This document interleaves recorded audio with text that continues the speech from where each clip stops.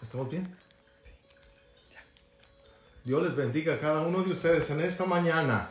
Tenemos el privilegio de estar en la casa de Dios. Mire cómo digo en la casa de Dios. En sí somos el templo de Dios, entonces somos la casa de Dios.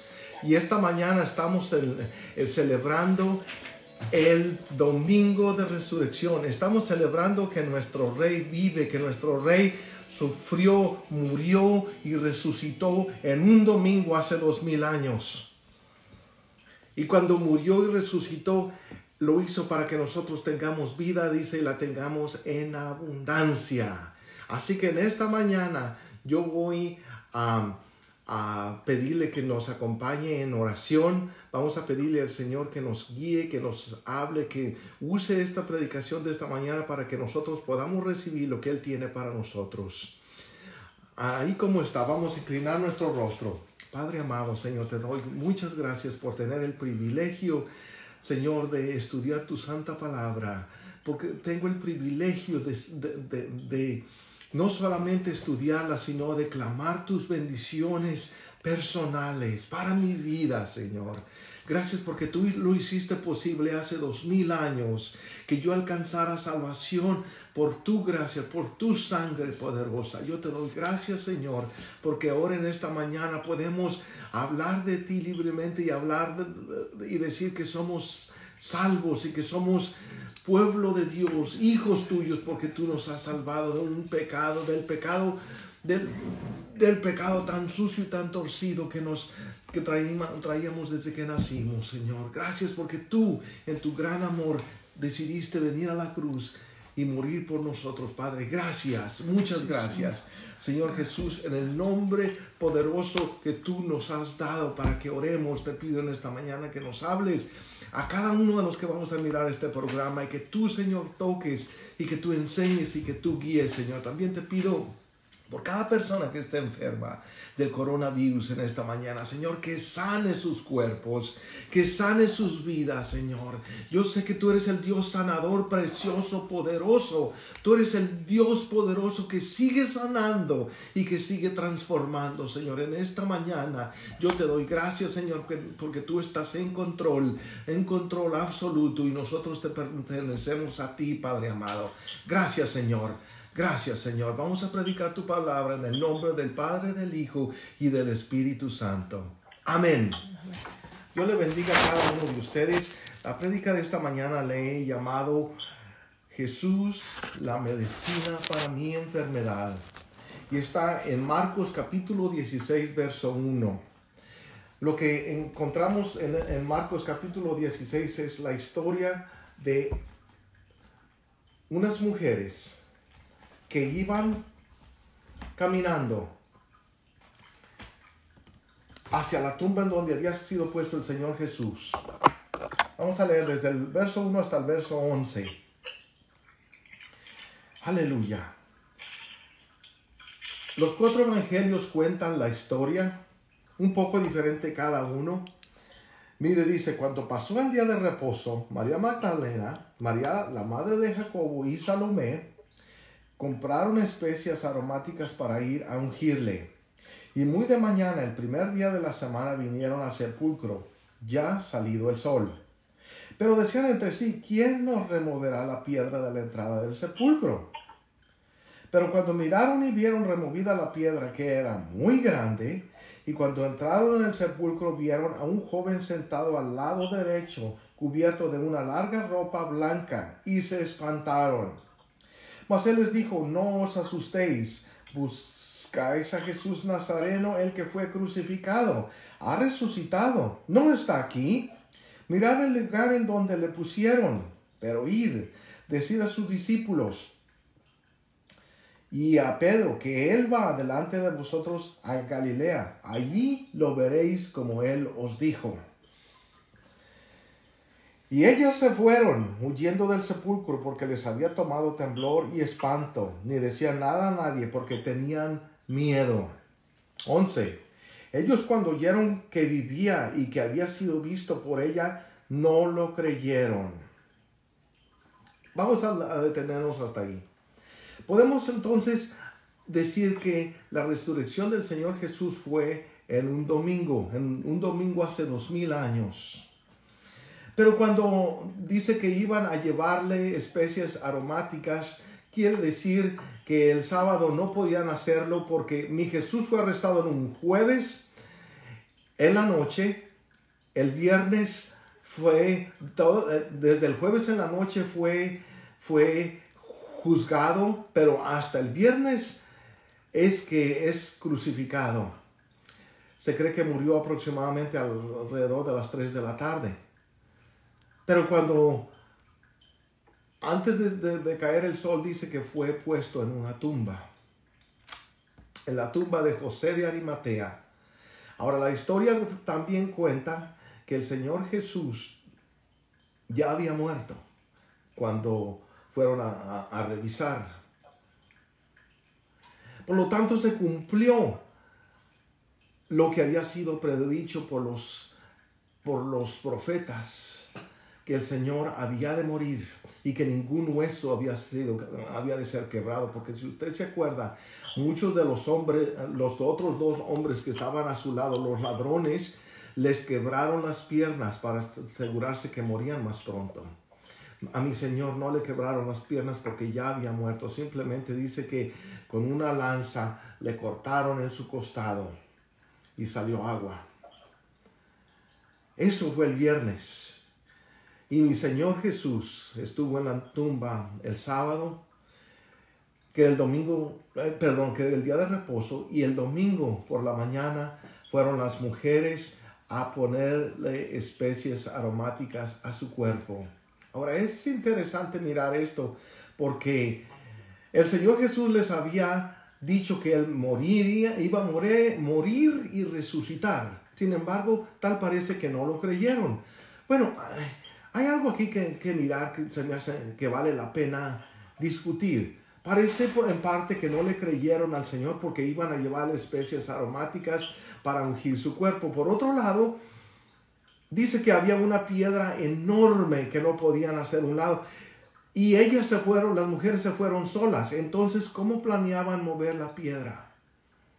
Dice que decían, ¿quién moverá la piedra? Pienso que en parte pensaban, ¿qué tal si el Señor resucitó? ¿Qué tal si hubo un milagro? Y había una serie de preguntas en ellas que no sabían responderse. Pero ellas fueron. Ahora, ¿por qué no iban los apóstoles? Le digo, porque los apóstoles estaban escondidos, con temor, temerosos, muy temerosos de su vida. Sin embargo, el Señor ya había anunciado que Él iba a morir y iba a resucitar. Allí en Mateo capítulo 16, verso 21, quiero que mire conmigo una cita. Mateo 16, 21. Gloria a Dios en esta mañana. 14, 16, 21. Dice: desde entonces comenzó Jesús a declarar a sus discípulos que le era necesario ir a Jerusalén y padecer mucho de los ancianos, de los principales sacerdotes y de los escribas, y ser muerto y resucitar al tercer día. Dese cuenta, les comenzó a anunciar que iba a padecer, que iba a morir y que iba a resucitar. Él lo prometió, sin embargo, tal parece que no lo creían. Porque mira usted que los apóstoles no aparecen por ningún lado, y mira a las mujeres que van a llevar especies aromáticas. ¿Por qué no lo creían? Una, porque nadie antes había resucitado y nadie después ha resucitado, déjeme decirle. 2, porque es un milagro tan grande que solamente Dios, en su gran amor, lo puede hacer. No es algo sencillo, no es algo que ha vuelto a ocurrir, como decía hace un momento. Entonces, es difícil para el cuerpo humano creer algo que físicamente no se puede creer. Que un cuerpo que ha sido desfigurado, destruido, maltratado, herido, quebrado, dislocado los brazos, y luego que se levante de los muertos, no puede ser. pero para mi Dios es posible. Por eso le digo en esta mañana, Él es la medicina para nuestras enfermedades. Él es la medicina para mi enfermedad. Ahora bien, tenemos que recordar que cuando el Señor Jesús murió, era una persecución hacia ellos. Y si usted se acuerda, Pedro andaba siguiéndolo de cerca, o más bien de lejos, lo iba siguiendo, y alguien en el patio, creo que una mujer le dijo, tú eres uno de ellos, y él lo negó y lo volvió a negar y lo volvió a negar. Ahora, ¿por qué lo negaba? Porque no quería morir en la misma forma que estaba muriendo su maestro. Temía por su vida. Ahora, las mujeres fueron al sepulcro. Y cuando llegaron al sepulcro, dice que se encontraron a un joven sentado adentro. La piedra había sido quitada, y luego se encuentran a un joven. Nos damos cuenta que era un ángel, que estaba sentado, y que cuando estaba sentado les dice que Cristo no está ahí. No está ahí.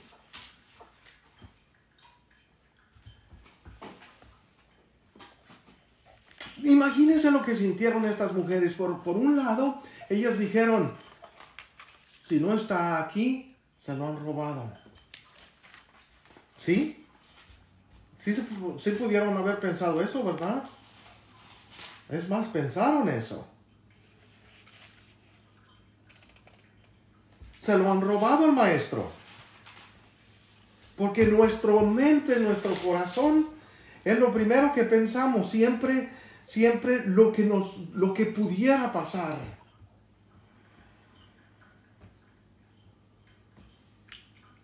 Sin embargo, el hombre les dice, pero id y decid a sus discípulos y a Pedro que él va delante de vosotros a Galilea. Allí le veréis como os dijo.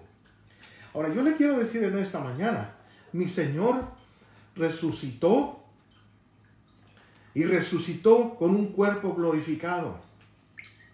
Y cuando Él resucitó, ya tenía un cuerpo diferente al que tenía antes. Cuando quiero decir eso, ya su cuerpo ya podía pasar paredes, ya su cuerpo ya podía volar, ya su cuerpo ya podía estar en la presencia de Dios. Entonces, su cuerpo ya no tenía las limitaciones que tienen nuestros cuerpos. Ya las heridas en las manos todavía estaban, las heridas en los pies todavía estaban, la herida en el costado todavía estaba, pero el Señor ahora estaba vivo y ahora estaba en perfecta salud. Déjeme decirle, para que Él llegara a eso, es solamente un milagro de Dios. Un milagro tan grande que nunca vamos a entender, porque nos pasamos esta historia tan rápido que leemos acerca de la muerte, de la resurrección, y ya nos pasamos de todo lo que pasó. Pero yo quiero llevarlo un poco despacio a mirar o a tratar de entender lo que verdaderamente pasó. Primero que nada, yo quiero contarle que mi Señor, una semana antes, más bien el domingo de Ramos, entró a Jerusalén sentado en un burrito. Y si usted se acuerda, la gente gritaba, Hosana, hijo de David. Hosana, bendito el que viene en el nombre del Señor. Y dice que tiraban sus mantos, o sea, hacia un rey, haciendo honor a un rey. Ponían ramas, tiraban palmas. Cuando digo tiraban, ponían en el piso. 4 días después, lunes, martes, miércoles, el jueves, el Señor es arrestado. ¿Dónde están los que iban con Él? ¿Dónde están todos aquellos que estaban tirando sus mantos al piso? ¿Se habían ido de Jerusalén? ¿O estaban escondidos? ¿O estaban con los que ahora gritaban, crucifícale? En Juan capítulo 19, verso 6, usted encuentra ahí que dice, crucifícale. Mire, se lo voy a leer. 19, verso 6.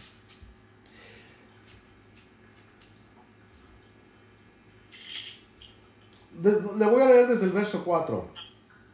Entonces Pilato salió otra vez y les dijo: mirad, os lo traigo fuera para que entendáis que ningún delito hay en él. Y salió Jesús llevando la corona de espinas y el manto de púrpura, y Pilato les dijo: he aquí el hombre. Cuando le vieron, los principales sacerdotes y los alguaciles dieron voces diciendo: crucifícale, crucifícale. Pilato les dijo: tomadle vosotros y crucifícale, porque yo no hallo delito en él. Dos grupos de personas: los sacerdotes y los alguaciles, o sea, los que trabajaban para el rey y los que trabajaban para Dios. Dense cuenta, los que eran la autoridad ahí gritaban: crucifícale. Vean el verso 6. No, ya lo miramos. Verso 7. Los judíos le respondieron. ¿Le respondieron a quién? A Pilato: nosotros tenemos una ley, y según nuestra ley debe morir, porque se hizo a sí mismo hijo de Dios. ¿Lo acusaban de qué? De hacerse llamar hijo de Dios. ¿Tenían razón por acusarlo de hacerse llamar hijo de Dios? O hago una pregunta diferente. ¿Acaso era mentira que él había dicho que ser hijo de Dios? No, no era mentira. Era una gran verdad. Entonces, ¿por qué es que para ellos era una gran ofensa? Si estos señores, estos principales sacerdotes, eran maestros de la ley. Cuando digo maestros de la ley, significa que ellos enseñaban la ley a otras personas. También se les llama fariseos de fariseos. Estos maestros de la ley conocían los 5 primeros libros de la Biblia, escritos por Moisés, que en ellos aparece la ley. Y conocían los 5 libros de la Biblia a la perfección. Sin embargo, ¿por qué no entendieron lo que estaba pasando? Le digo en esta mañana, no lo entendieron, porque no es los libros de la ley lo que enseña a la persona. Mire, por un momento, deténgase ahí. ¿Qué es entonces lo que necesitaban los líderes religiosos para darse cuenta quién era Jesús? La guianza del Espíritu Santo. Que el Espíritu Santo les abriera el entendimiento y pudieran comprender quién verdaderamente era Jesús. Ahora lo paso a nuestros tiempos. Hay muchas personas que dicen: yo no leo la Biblia porque yo no la puedo entender. Obviamente usted y yo no la podemos entender, porque aquí hay poesía, aquí hay profecía, aquí hay biología, aquí hay escatología. La palabra de Dios está llena de una sabiduría que solamente con la unción del Espíritu Santo es que yo puedo entender esta palabra. Si yo no tengo la unción del Espíritu Santo, jamás la voy a entender. Ahora, hay personas que dicen: yo como no la puedo entender, mejor no la leo. Yo le digo en esta mañana, si usted no la entiende, pídale a Dios, pero no deje de leerla. Si usted no la entienda, pídale a Dios y Él le va a enseñar. Porque ¿sabe qué? Tantas veces que hemos leído la palabra de Dios, y cada vez que la leemos volvemos a encontrar sabiduría. Porque la sabiduría no está en que yo lea esto, sino está en que el Espíritu Santo deje entrar en mí un rayo de luz de Dios, un rayo divino, que pueda yo entonces comprender un verso tan sencillo como lo dijo el Señor: voy a resucitar. Ahora, Él resucitó. Y para muchas personas, ¿se da cuenta que hay personas que piensan que son ateos? Que piensan que no hay Dios. ¿Sabía usted? Sí lo sabe, ¿verdad? Todos lo sabemos. Que hay personas que dicen: no hay Dios.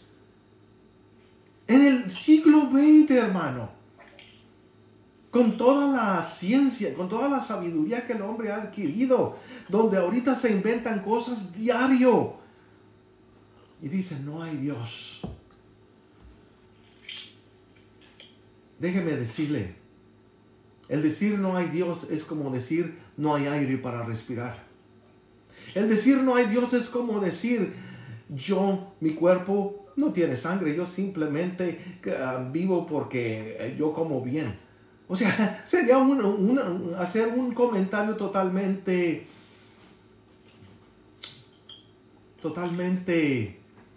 tonto. Perdónenme los que los ofendan, no es mi intención ofender. Sería un comentario que no tiene ningún sentido, porque mi vida sin sangre, mi cuerpo sin sangre no funciona. Mi vida sin Jesús, sin Dios, no funciona. Sin la unción del Espíritu Santo no funciona. Por eso entonces estos líderes religiosos no entendieron, pero sabe que no solamente los líderes religiosos, aún los mismos apóstoles de Jesús no alcanzaron a entender lo que Él estaba haciendo. Ahora bien, el Señor Jesús, en Juan capítulo 8, verso 56, está hablando con los judíos, con los fariseos. Juan 8, 56. Y el Señor está hablando con ellos, y cuando está hablando, déjeme encontrarlo para ser más claro. Juan 8, 56. Perdón. Dice, vean desde el versículo 54. Si yo me glorifico a mí mismo, mi gloria nada es. Mi Padre es el que me glorifica, dice. El que vosotros decís que es vuestro Dios. Está diciendo Jesús que Él es Dios. Verso 55, pero vosotros no lo conocéis, mas yo le conozco. Y si dijere que no le conozco, sería mentiroso como vosotros. Pero le conozco y guardo su palabra, dice el Señor. 56. Abraham vuestro padre se gozó de que había de ver mi día, y lo vio y se gozó. Entonces le dijeron los judíos, ¿aún no tienes 50 años y has visto a Abraham? Jesús les dijo, de cierto os digo, antes que Abraham fuese, yo soy. Les estaba diciendo ¿qué? Les estaba diciendo que Él es Dios, que Él era Dios y que Él estaba con el Padre. Eso es lo que necesitaban saber los fariseos, y eso es lo que necesitamos saber nosotros, que Él era Dios, es Dios y seguirá siendo Dios. Padre, Hijo y Espíritu Santo. Ahora bien, lo hermoso del Señor Jesús es que Él tenía dos personalidades en sí. La deidad de ser Dios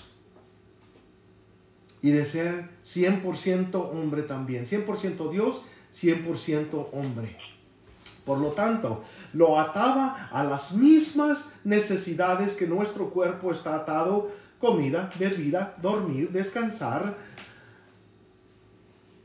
cansancio, tristeza, dolor, decepción. Pero también era hijo de Dios. Y era perfecto. Él no había pecado. Por lo tanto, Él era el Cordero perfecto. ¿Se acuerda cuando predicaba hace un par de domingos de que agarraron la sangre del Cordero y tiñeron los dinteles de la puerta?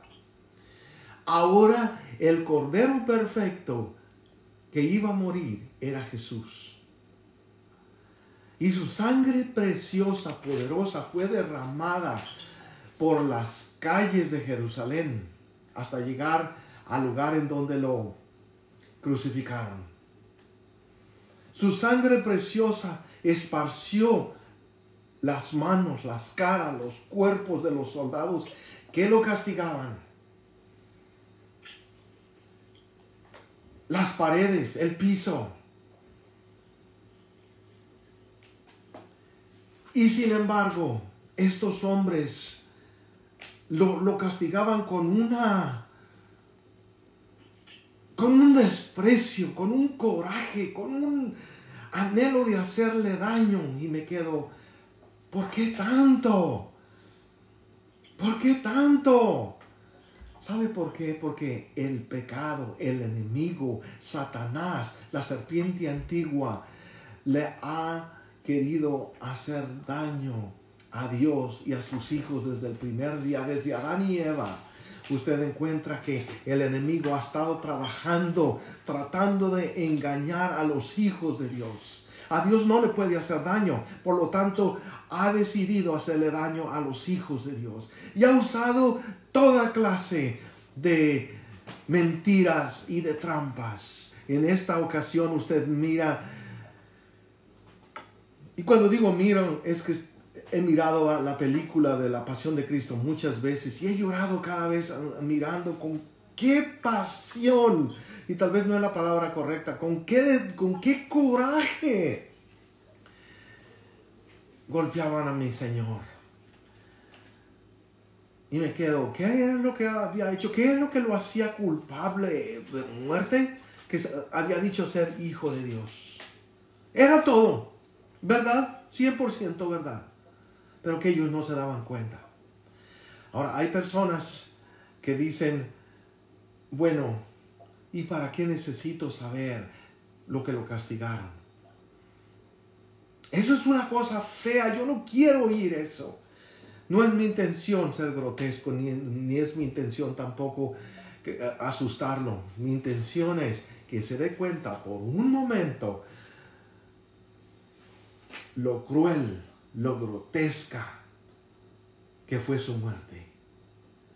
Porque la Biblia en Romanos 3:23 dice, porque la paga del pecado es muerte. Y Él estaba pagando por el pecado de usted, de usted, de usted y de mí mismo.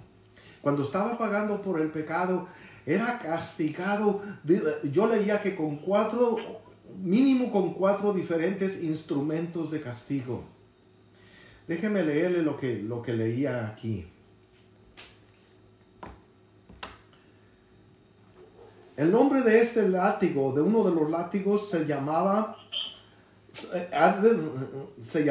flagelación o flagelón. ¿En qué parte? No, esto es algo que yo encontré, es nada más algo que estaba, que quiero hablar de la clase de herramienta que usaron para castigar al Señor. Dice, también le azotaron con varas de tortura, además del flagrum. También le azotaron con varas conforme a la costumbre romana, con el látigo que tenía 3 correas de cuero endurecido atadas a un palo corto. El vergajo, que eran varas verdes flexibles de árbol, y la fusta, que eran correas de cuero. Pero el más empleado fue el flagelo, que era un látigo de correas guarnecido de bolitas de plomo, huesillos cuadrados y agudos, puntas de hierro llamadas escorpiones. Ahora, usted y yo hemos hablado de esto, de que era un látigo que al pegar en la piel arrancaba lo que se traía. Arrancaba lo que tocaba. Y leía yo que dice que el cuerpo del Señor fue golpeado o latigado más de 100 veces y que posiblemente no había lugar en su cuerpo que no había sido golpeado. En su cara no fue golpeado con esos látigos, fue golpeado con los puños de los soldados. Pero de allí para abajo, todo su cuerpo fue golpeado. Dice que posiblemente hasta las costillas se le miraban de la piel que había sido arrancada. Ahora yo le digo, ¿por qué soy tan grotesco? No es mi intención ser grotesco. Es mi intención que usted se dé cuenta lo que sufrió el maestro. Ahora bien, mi maestro no solamente sufrió cuando estaba siendo castigado, sufrió aún antes. Mire, yo quiero que mire aquí en Getsemaní, el Señor estaba orando. Mateo 16:37 dice, tomando a Pedro y a los 2 hijos de Zebedeo, comenzó a entristecerse y angustiarse en gran manera. Dese cuenta, 2 cosas, entristecerse y angustiarse significa comenzó a pasar por dolores graves, porque él sabía lo que venía. En gran manera. Verso 38, entonces Jesús les dice, mi alma está muy triste hasta la muerte, quedaos aquí y velad conmigo. Dense cuenta lo que les dice: mi alma está muy triste hasta la muerte. Quiere decir que el Señor no les estaba escondiendo lo que estaba pasando. El Señor agarró al grupo cercano, más cercano que tenía, y les dijo: miren, estoy parafraseando aquí, estoy pasando por un dolor tan grande que siento morirme por ese dolor. Acompáñenme, porque me estoy muriendo de este dolor. Ellos no comprendían de lo que estaba hablando el Señor. Porque así como ellos, la mayoría de nosotros no alcanzamos a comprender. Ahora, otra cosa que quiero que mire allí. Mi Señor agarra el círculo más cercano que tenía Él y les abre su corazón y les dice lo que estaba pasando. Porque creo que nos quería enseñar algo. Que como pueblo de Dios, nosotros debemos de abrirle nuestro corazón a personas cercanas que tenemos en nuestro círculo y decirle: mira, estoy pasando por esto. Mira, mi problema es este. Ayúdame a orar. Jesús, siendo el Hijo de Dios, habla con ellos y les dice: miren, mi alma está muy triste. Estoy muriéndome de tristeza. Si el Señor lo hizo, ¿por qué no hacerlo usted y yo? Muchas veces los cristianos nos callamos y creemos que mi problema es entre Dios y yo. A veces ni nuestra esposa a veces sabe que estamos enfermos o que estamos con pendiente y nos acostamos tristes de noche. Le digo en esta mañana, usted y yo debemos de aprender del Maestro que si yo estoy sufriendo, yo debo de envolver a mi círculo cercano. Y 2, yo debo de ponerme a orar a Dios. Porque para eso es que yo debo de buscar ayuda, para que me ayuden a orar a Dios. Yo debo de ponerme a orar a Dios, no nada más pedir que otras personas oren a Dios por mí. Yo mismo, el Señor dice que Él se apartó un poco más adelante. Les dijo: pónganse a orar, pero también Él se fue a orar al Señor. Ahora, dice el verso 39, yéndose un poco más adelante, se postró sobre su rostro orando y diciendo: Padre mío, si es posible, pase de mí este vaso, pero no como yo quiero, sino como tú. Dese cuenta lo que está diciendo aquí. Estoy leyendo Mateo 26, 39 ahorita. Está hablando de la humanidad de Jesús. 100% hombre que estaba pasando por un dolor terrible. Estoy hablando de la humanidad de Jesús y estoy hablando al mismo tiempo del Hijo de Dios, que se había hecho hombre y que estaba sujetando su deidad de ser Hijo de Dios. Cuando digo sujetando su deidad, estaba sujetándose a una humanidad y diciendo: yo no voy a llamar a los ángeles que vengan a que me libere. ¿Usted sabe que Él podía haberlo hecho? Claro que podía haberlo hecho, pero escogió no hacerlo. ¿Sabe por qué?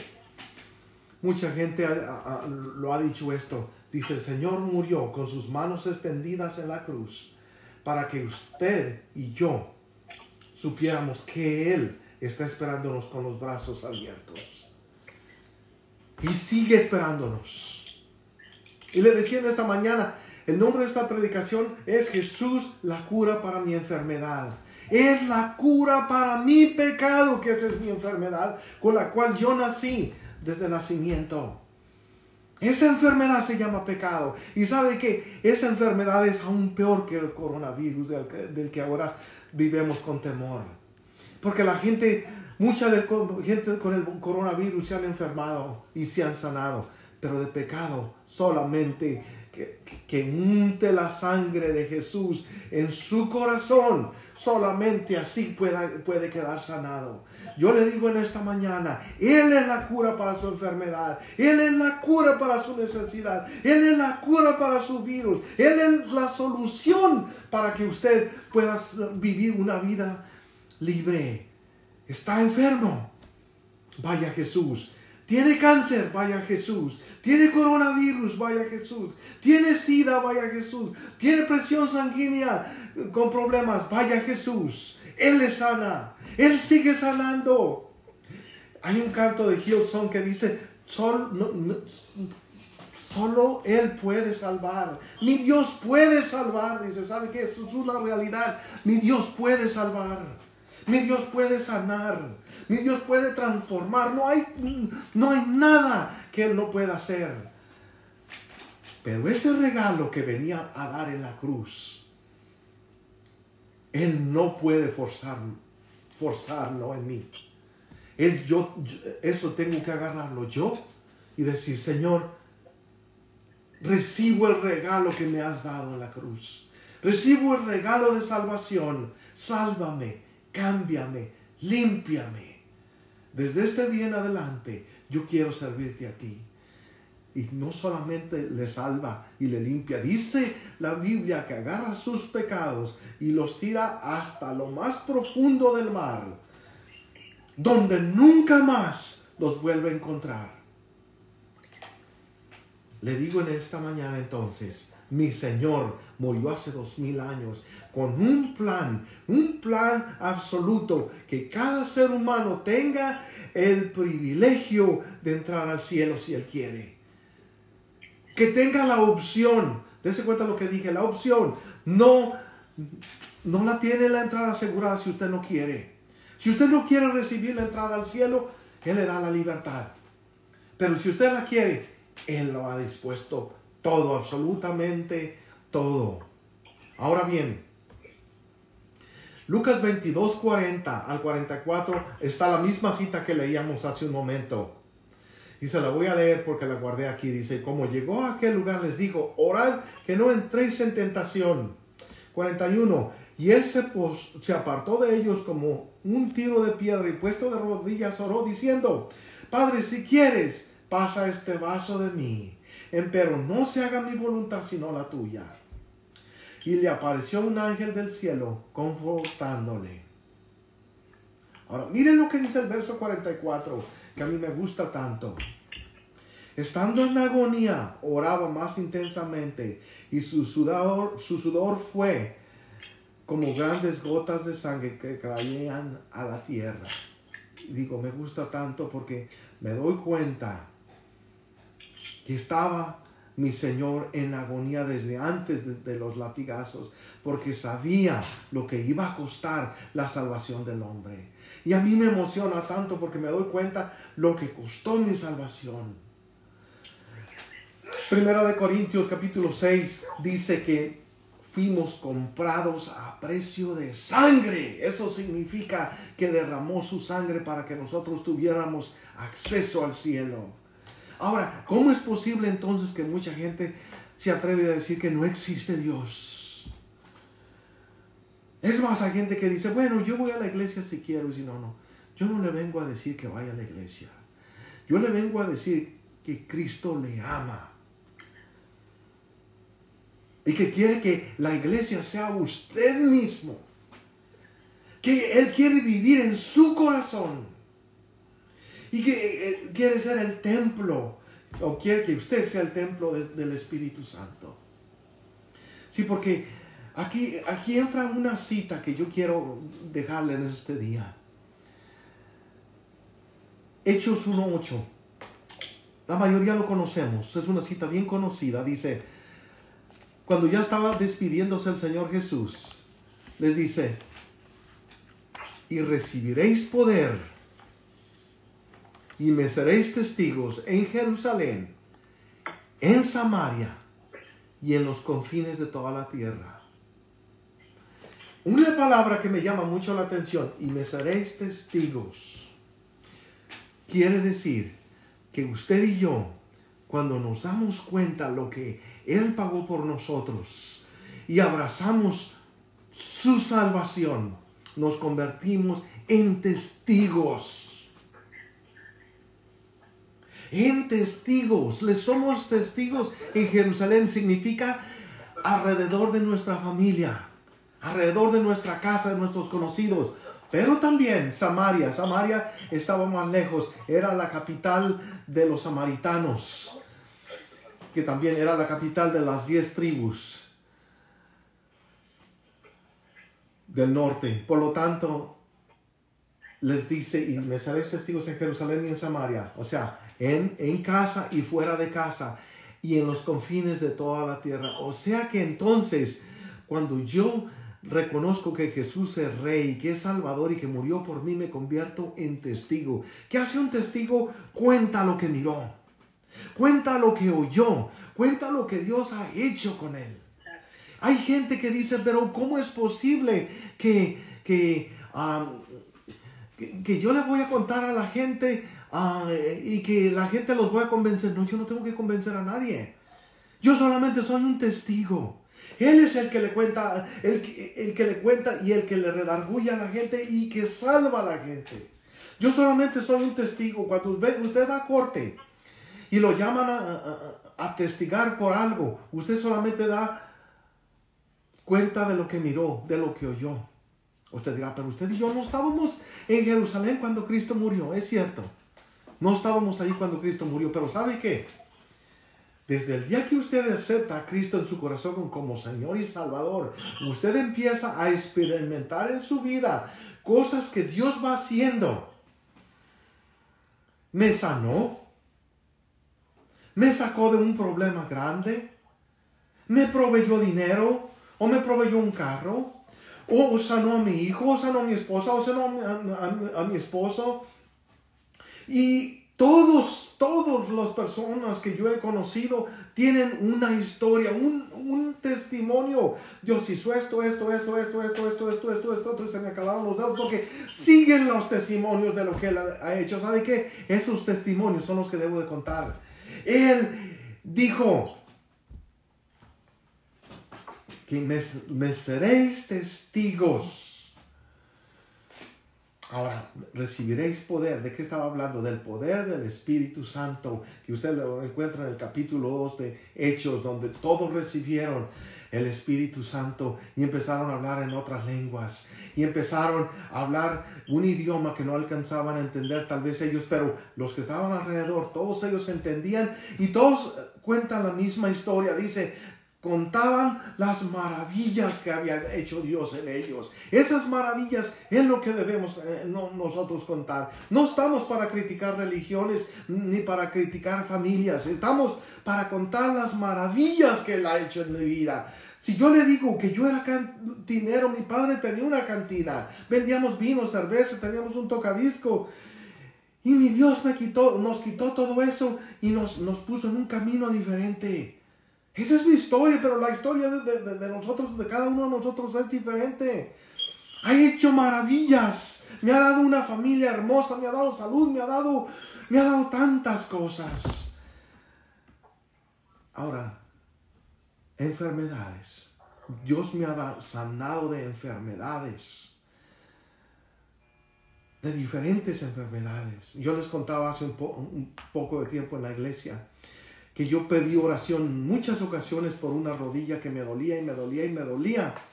Y un día se pasó el tiempo, ya nunca más pedí oración. Y un día un hermano me llama por teléfono y me dice, hermano Tacho, te llamaba para preguntarte, ¿qué pasó con la rodilla aquella por la que orábamos tanto? ¿Cuál? Le digo.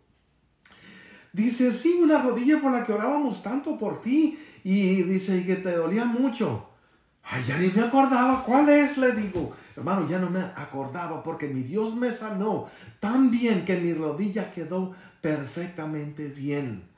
Ahora, esa es solamente una de tantas cosas que Dios ha hecho en mi vida. Yo he oído de personas que Dios los ha sanado de cáncer, los ha sanado de diabetes, los ha sanado de sida, mi Dios sana de tantas cosas. Yo le digo en esta mañana, Él es la cura para mi enfermedad. Él es el que está esperando en este día para sanarle a usted. No haga caso a eso. Gloria a Dios. En esta mañana, entonces, quiero contarle que a mi Señor le dieron más de 100 latigazos. Sí, bajo la ley judía solamente se podían dar 39 latigazos, 40 latigazos, así que les daban 39 veces y volvían a empezar. A mi Señor lo juzgaron bajo la ley romana. Por lo tanto, los romanos podían dar los latigazos que ellos querían. le dan más de 100 latigazos a mi Señor. Y encontraba yo que lo que sufrió mi Señor cuando su sudor parecía sangre, se le llama hematohidrosis, por lo que empezó a sudar sangre. En el momento de los latigazos, la sensación de dolor se debió multiplicar considerablemente, ya que las personas que sufren hematohidrosis, uno de los síntomas posteriores es que la piel se encuentra en un estado hipersensible, así que en cada latigazo Jesús debió soportar un dolor extremo. Le digo entonces, ese dolor extremo fue para que el humano tuviera salvación. Ya voy a terminar. A Él debemos entonces el privilegio de nosotros tener salvación. Y cuando celebramos Easter, Domingo de Resurrección, que es lo mismo, aquí en los Estados Unidos usted sabe que se celebra mucho que una conejita pone huevos, y los niños van al parque y juntan huevecillos, están llenos de dulce y todo eso. Y es una fiesta para los niños. No se deje engañar. Esa no es una fiesta para los niños, es una fiesta para todos. Mi Cristo murió hace 2000 años, un poco más de 2000 años. Y cuando Él moría, el velo del templo, dice la palabra de Dios, que se partió en dos. Cuando digo el velo del templo, el velo que dividía el lugar santo del lugar santísimo. Sí, porque el templo tenía tres lugares. Tenía el atrio, tenía el lugar santo, donde se adoraba al Señor, y el lugar santísimo. Al lugar santísimo solamente se entraba una vez por año, y lo hacía el sumo sacerdote, y tenía que llevar su capa, tenía que tener campanitas, y tenía que tener una soga atada alrededor de su cintura para si estaba en pecado caía muerto, lo pudieran sacar del lugar santísimo, porque solamente Él podía entrar al lugar santísimo. ¿Qué había en el lugar santísimo? Estaba el arca del pacto, en donde estaba el pan del maná, estaba la vara de Aarón que reverdeció. ¿Y qué más había? Por supuesto, estaba el libro de la ley. Y el pan, por supuesto, ya lo había mencionado. Por lo tanto, entonces podemos mirar que al lugar santísimo se abre el velo, y nosotros tenemos entrada desde hace 2000 años. Desde el día que murió Cristo Jesús, hemos tenido entrada al lugar santísimo. Dese cuenta entonces, nos hizo libre la entrada. En Hebreos capítulo 5, déjeme encontrar mi cita. Gloria a Dios. He andado por todo mi bosquejo. Gloria a Dios. Tal vez no lo tengo rápido. Hebreos capítulo 5, los dos últimos versículos. Ahorita lo encontramos. Mire lo que dice. Gloria a Dios. No, es capítulo 4, perdón. No tengo mi cita correcta. Oh sí, 4:15. Porque no tenemos un sumo sacerdote que no pueda compadecerse de nuestras debilidades, sino uno que fue tentado en todo según nuestra semejanza, pero sin pecado.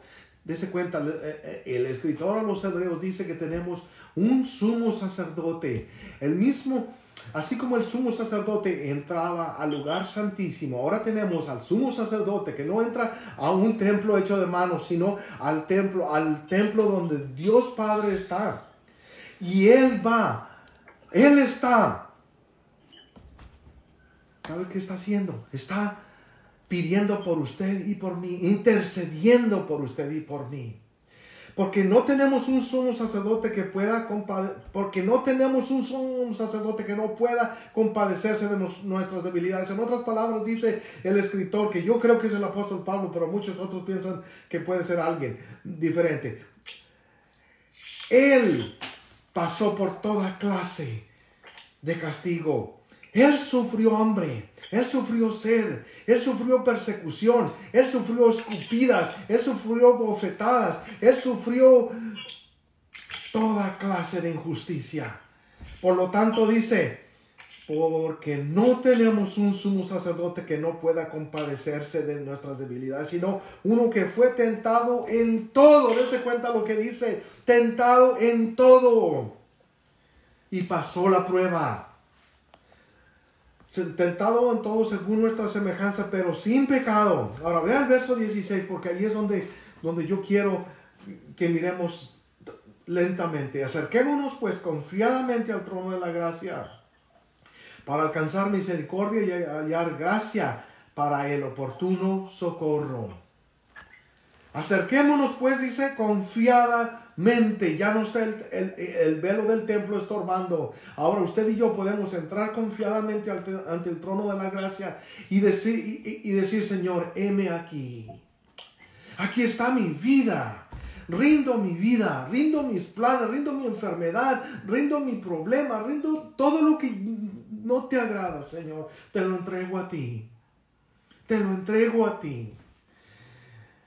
Pero, porque dice, y hallar gracia para el oportuno socorro. Dese cuenta, hallar gracia. Gracia significa regalo. Regalo. Y sabe que estamos usted y yo en el periodo de la gracia, donde Dios ha regalado la salvación al humano en estos tiempos, en estos últimos 2000 años, para que usted y yo tengamos el privilegio de conocer a Cristo. Se va a llegar un día. Se va a llegar un día. Y el miércoles estudiábamos acerca de Apocalipsis 6, donde aparecen 4 caballos cabalgando la tierra. No quiere decir que son caballos los que van a pasar, sino 4 fenómenos diferentes. Y entre estos fenómenos hay hambre, hay enfermedad, hay muerte, hay escasez, pobreza. Ahorita estamos quejándonos porque está el coronavirus. Pero si llegamos a un punto en donde llega si llegamos a lo que se le llama la gran, ¿cómo se dice? La gran tribulación. Entonces, no solamente va a ser el coronavirus, sino serán muchas otras enfermedades y muchos otros problemas, persecución, muerte, guerras, hambre. Dice que lo de un salario de una persona, o sea, un denario, que era lo que era antes. El denario era ¿cómo se dice? El salario de un día. Comprará apenas un poco de pan. Dese cuenta de la pobreza que se vivirá en esos tiempos. Yo le digo en esta mañana, ahorita el regalo de Dios es gratis. Pero se llega un día en donde ya no va a estar disponible. O si está disponible, va a morirse por la fe. Va a morir la persona para poder llegar a llegar al reino de los cielos. Yo le digo entonces, es tiempo. Pueblo de Dios, es tiempo que dejemos de pelearnos. Es tiempo que dejemos de estar buscando nuestros propios intereses y le rindamos a Dios toda nuestra vida. Es tiempo que dejemos nuestras ideas de popularidad y le digamos, Dios mío, toma control. Es tiempo de que yo le diga, Señor, yo quiero morir, así como moriste tú en la cruz. Yo quiero morir a mis planes y que tú vivas para mí. Porque sabe que los caminos de Él son mejor. Los planes de Él son mejor. No quiere decir que yo dejo de vivir, pero ahora vivo sujetado a Él. Ahora no solamente es Jesús, sino es el Señor Jesús. No solamente es Dios, sino es mi Señor, mi Rey, mi Salvador. ¿Está preparado? Yo le convido en esta mañana a que ore esta oración conmigo. Una oración muy sencilla que hemos orado todos. Y tal vez usted dirá, ¿Me voy a hacer de tu religión? No. Usted no se va a hacer de ninguna religión, porque yo no pertenezco a ninguna religión. Estamos afiliados con Asambleas de Dios, nuestra iglesia, pero nosotros no somos ninguna religión. Somos una relación con Cristo Jesús. En esta mañana yo le convido que ore conmigo. Y vamos a orar así.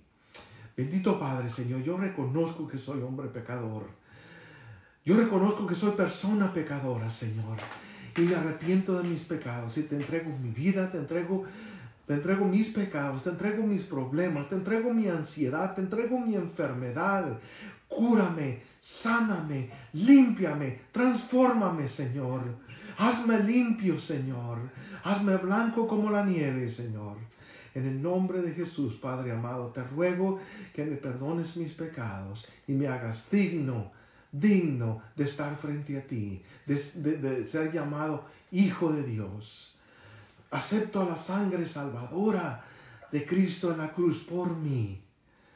Gracias, Señor. Te declaro mi Señor y mi Rey. Gracias, Señor. Amén. Si usted ha orado esa oración conmigo, es la oración que hemos orado la mayoría de cristianos. ¿Le cambia de religión? No. Le cambia de pertenecer a un reino en donde usted no conoce a Jesús y que usted simplemente va a la iglesia o lee la Biblia pero no lo comprende, a ser un hijo de Dios. Sí, porque Juan 1:12 dice, a los suyos vino y no le recibieron, más a los que le recibieron, los que en él creyeron, les dio potestad de ser llamados hijos de Dios. Ese Hijo de Dios soy yo y es usted cuando le cree a Cristo como su Señor y Salvador. Así que en esta mañana yo lo convido a que le sirva a Dios. Yo lo convido a que deje de preocuparse por el mañana y piense en el día de hoy. ¿Qué es lo que hizo Dios por usted y cómo va a vivir para Él? Esta palabra, muchos le decían al principio no la leen porque creen que no la entienden. Por supuesto que no la entendemos sin Dios, pero con Dios, con el Espíritu Santo, usted y yo lo vamos a entender. Mi Biblia dice Santa Biblia, pero ¿sabe qué? Usted puede leer la Sagrada Biblia, que es la misma Biblia. Usted puede leer la Biblia de las Américas, puede leer la Biblia latinoamericana, hay tantas diferentes Biblias y cada una cuenta lo mismo. Cuenta la historia de Dios, de la salvación y que está libre para usted y para mí. En esta mañana le digo, Dios lo está buscando. Sírvale a Él, créale a Él. No le esté creyendo al mundo y las mentiras diciéndole que se va a morir. Usted va a morir el día que Dios quiere que muera. No antes. Así que en esta mañana espero y le ayude esta predicación. Que este día de Easter no sea solamente un domingo más. Ahorita estamos en las casas, no podemos ir a la iglesia. La mayoría de personas es el día que van a la iglesia. Bueno, Navidad y Domingo de Resurrección, que son 2 domingos, ¿verdad? Mi Dios ha permitido que estemos metidos en casa en vez de estar en un templo. Dele gracias a Dios. Porque entonces nosotros tenemos el privilegio de en nuestra misma casa adorar a Dios. Y ¿sabe qué? Hay personas que no irían a nuestra iglesia porque tal vez se preocupan del qué dirán o tal vez pensarán que los vamos a presionar a hacer algo que no quieren hacer. Ahora tiene la libertad total de ver este programa en vivo o verlo después. Y ¿sabe qué? Eso es lo precioso, que mi Dios nos provee su santa palabra. Puede usar a este predicador, puede usar a muchos otros, pero usted va a escuchar la palabra de Dios. De usted depende que le sirva o que lo deje pasar esta oportunidad. Hermano, hermana, Dios le bendiga. En este día espero le sirva esta predicación, se haya gozado. Gracias por estar con nosotros. Aquí estamos para servirle. Nuestra iglesia está en Durham. Somos el Templo Betania. También somos el Templo número 2. O sea, estamos afiliados bajo la dirección del Templo Centro Bilingüe Cristiano en Sacramento. Así que ellos son el Templo número 1. Nosotros somos el número 2. Pero estamos para servirle. Mi número de teléfono es 845-2617. El número de área es 530.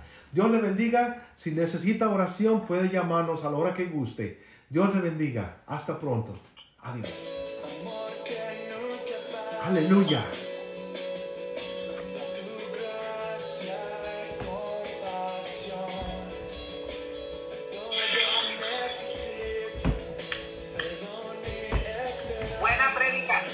Gracias, hermana.